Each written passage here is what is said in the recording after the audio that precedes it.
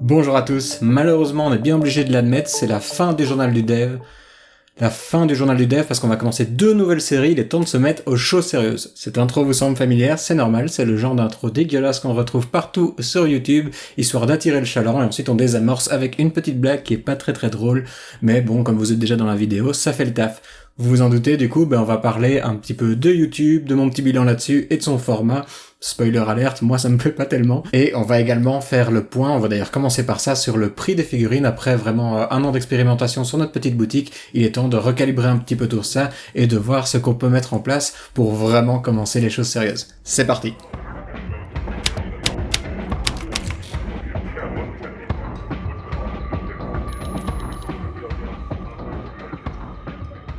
Du coup, ça y est, moi, dans un petit mois, je me lance à fond dans l'aventure Warband. Je dois avouer, c'est un petit peu stressant, mais voilà, ça va aussi être beaucoup de kiff. Voilà, j'avoue que là, pour l'instant, dans ma tête, c'est un petit peu qu'est-ce que t'es en train de foutre. Mais toutes les choses importantes dans la vie commencent souvent par mon Dieu, qu'est-ce que je suis en train de foutre. Du coup, on va pas trop faire attention à la petite sonnette d'alarme qui résonne dans notre tête, et on va simplement essayer de prendre un maximum de plaisir sur les mois à venir, sur l'élaboration de notre projet.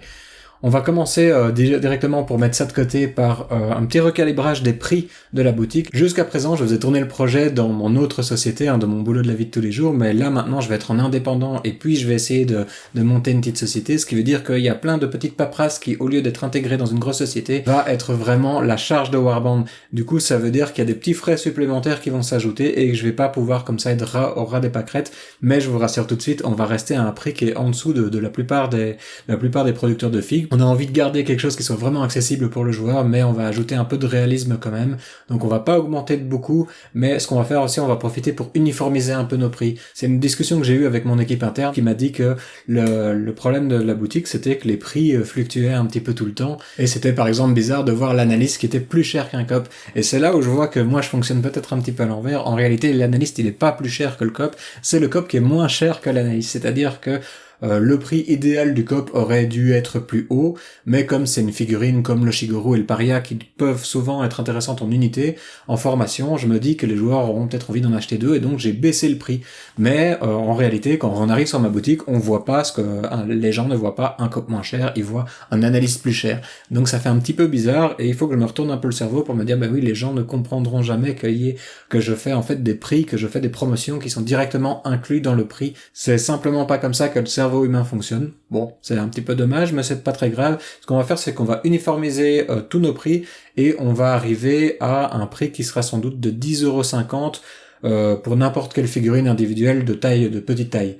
L'analyste, lui, on va le mettre un petit peu en dessous, et ce sera pareil pour tout ce qui est petits droïdes, les animaux de compagnie, toutes ces petites choses qui vont être un peu plus petites, qu'on va pouvoir mettre en place dans le futur. Il va sans doute être à 9 €. Et toutes les figurines un peu plus grandes, donc le splatter, le renard, ici on en fait des plus larges par après, vont être à 13 €. Maintenant, ce que je veux bien souligner, c'est que en réalité, il y a quand même, les figurines vont plus ou moins toujours garder le même prix. Pourquoi ? Parce que ce qui va pas augmenter, c'est les packs, les starter packs. En fait, ça va me permettre de faire des promotions qui sont plus intéressantes. Donc les starter packs vont être à 42 €, donc qui est le coût du starter pack Raider actuel, et je vais aligner tous les starter packs à ce prix-là. Ce qui veut dire que en fait, dans ce starter pack, les figurines seront toujours au prix originel avec encore un petit peu moins. Donc en fait, on aura vraiment une figurine gratuite dans ces starter packs, et ça vous permettra de garder les prix du bon vieux temps du journal du dev, donc de cette première année qu'on a passé ensemble avec des prix très réduits. Donc voilà, c'est une petite augmentation, mais par rapport, j'ai regardé par rapport aux figurines concurrentes aussi pour rester un peu en dessous. Ça reste quand même très intéressant, d'autant que pour une figurine qui a aussi un socle gravé, c'est vraiment, je trouve, 10,50 € par figurine. Ça reste, super honnête, donc on reste toujours dans notre ligne directrice. Qui plus est, encore une fois, j'annonce pas le truc et puis je fais monter les prix. Je vais faire ça que quand je reviens dans mon petit séjour en France qui va se passer durant le mois de mars. C'est-à-dire que les prix de la boutique vont augmenter fin mars. Et du coup, il vous reste encore 2 mois pour profiter des prix pré-Warband professionnels, donc ça c'est ultra cool, vous avez vraiment le temps de vous fournir en figues et de commencer votre petite collection au même prix que tout le monde si vous le voulez. Ensuite, on passera donc à nos prix uniformisés, qui sont un peu plus proches de la réalité. J'avais quand même un petit peu craqué, on était un peu trop en dessous des prix du marché. Voilà, suite à la partie financière un peu chiante, on va passer maintenant à ma petite réflexion par rapport à YouTube et aussi par rapport à comment je vois la suite pour le projet, comment est-ce que j'ai envie de développer ça. Le principe, c'est que YouTube me demande énormément de temps. Une vidéo comme ça, je dois repasser derrière et je dois couper tous les moments où je balbutie, tous les moments où je me répète, tous les moments, j'en sais rien. D'ailleurs, là, je vais le couper. Et faire tous des petits zooms caméra qui servent à rien juste pour pas que ça vous fatigue. Donc c'est vraiment beaucoup de travail. Ça représente à chaque fois une bonne grosse après-midi. Parfois, je l'étale sur 2 après-midi. Et c'est du temps que je mets pas sur mon vrai rôle, qui est la direction artistique, le game design et vraiment la direction de l'équipe au complète. Et ce rôle-là, il commence vraiment à occuper tout mon temps parce que j'ai multiplié les artistes. On est maintenant 2 illustrateurs et on a 3 sculpteurs. Donc il y a un 3e sculpteur que je vais bientôt pouvoir présenter dans la prochaine vidéo parce que j'ai une vidéo qui va arriver avec plein de nouveautés.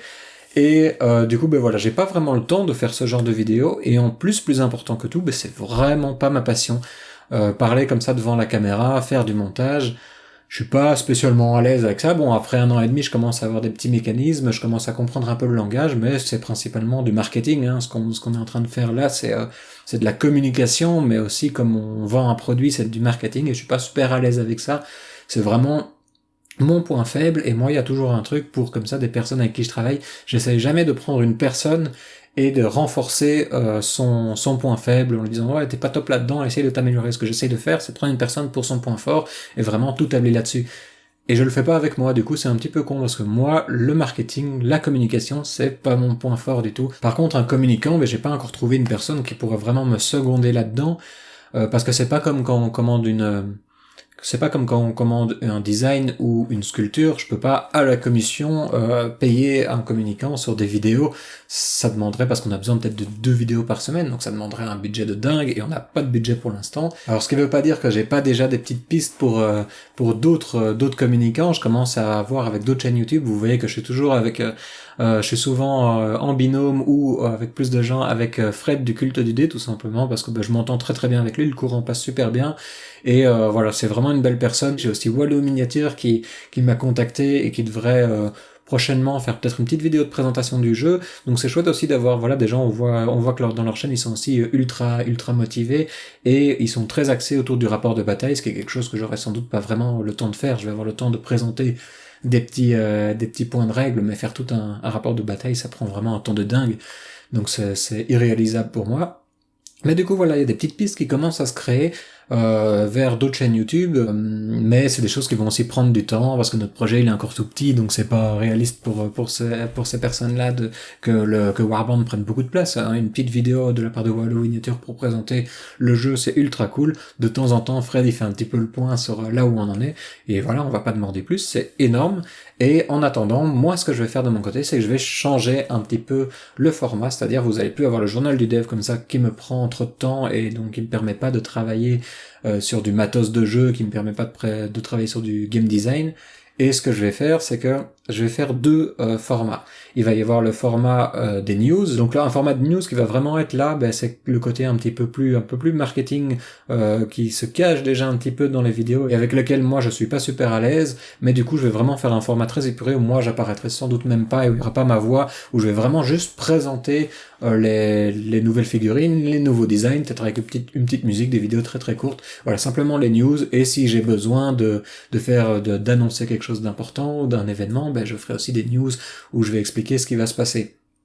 L'autre format, celui que je vais essayer de faire très régulièrement, peut-être une fois par semaine, on va voir si ça passe, c'est un format de live. J'ai fait un live là récemment avec Lux, Thomas et Fred, et on a fait un petit live très décontracté, pinard à la main, surtout moi pinard à la main, pour faire un petit résultat du concours de conversion qu'on a fait sur le Discord. Et je pense que c'est un format qui me demande pas de montage derrière. Et ce que je pense que je vais faire, c'est prendre comme ça une fois par semaine un petit rendez-vous avec vous où je me mets en live et où je vais, si j'ai besoin de dire quelque chose, si j'ai un sujet en particulier, je vais prendre 15 minutes sans doute pour parler de ce sujet. Si j'ai pas de sujet spécialement, je vais simplement monter des figurines, peindre des décors, peut-être même en partageant l'écran, faire par exemple de la mise en page de cartes, vraiment travailler comme je devrais travailler sur le projet, mais travailler en live pour pouvoir discuter en même temps un petit peu avec vous. Et je vais mettre en place sur le Discord un salon file d'attente, salle d'attente plutôt, un salon salle d'attente, c'est logique. Je vais mettre en place un salon salle d'attente qui va vous permettre peut-être de vous placer dans ce salon pour indiquer que vous voulez peut-être aller en ligne avec moi sur le live. Et une fois que j'aurai fini mon sujet et que j'ai plus rien à dire, mais que je vais commencer de la peinture pendant une demi-heure ou quelque chose comme ça pour garder un format de 45 minutes au total, eh ben je pourrais avoir 1 ou 2 invités parmi la communauté qui a envie de m'accompagner, de faire de la peinture avec moi, de discuter un petit peu. Et voilà, je pense que ça peut être super sympa de faire ce format 15 minutes de discussion sur un sujet. Les gens ont le temps de se mettre dans le salon, dans la salle d'attente, et ensuite une petite demi-heure de papote tranquille en travaillant. Voilà, donc je vais sans doute mettre ça en place pendant le mois de mars où je vais essayer de profiter de mon départ vers le Cantal, où je vais m'installer pendant 1 mois, pour vraiment essayer de lancer le projet à fond. Et sur mon trajet d'aller, je vais peut-être essayer de rencontrer quelques personnes de la communauté en passant par, pour l'instant ça se dessine comme ça en tout cas, en passant par Lille, en passant par Reims et en passant par peut-être Lyon. Mais Lyon, ça me fait faire une bonne boucle, donc il faut voir. Mais s'il y a assez de monde intéressé, je passerai aussi par Lyon et puis je referai ma petite boucle vers le Cantal pour me poser le reste du mois. Et pendant 1 mois, je ferai comme ça aussi, peut-être là, comme c'est sur 1 mois intensif, je vais peut-être en faire 2 par semaine, des lives comme ça qui vont me permettre de mettre ça en place. Et voilà, je pense que ça va être ultra cool. Je suis ultra chaud de débuter, comme je disais, ça fait un peu flippant aussi, mais je suis ultra chaud de débuter ça. De débuter Warbond en tant qu'activité principale. On va voir si ça passe. Si ça passe pas, c'est pas grave, je reviendrai. Et s'il faut remettre un petit coup de manivelle dans un travail un peu plus normal, y a pas de souci, je le ferai aussi. Voilà, la fin de cette vidéo marque donc la fin d'une chouette petite époque préambule pour notre grande aventure Warband. Merci à tous en tout cas de m'avoir accompagné pendant cette étape qui était un peu plus amateur. Maintenant on va essayer de pousser le niveau, on va essayer de pousser les productions surtout. C'est avec ça on se retrouve très bientôt pour une nouvelle vidéo parce qu'on va parler de ça, je vais vous présenter tout ce qui est en production pour l'instant et qui va bientôt sortir. À bientôt, ciao ciao.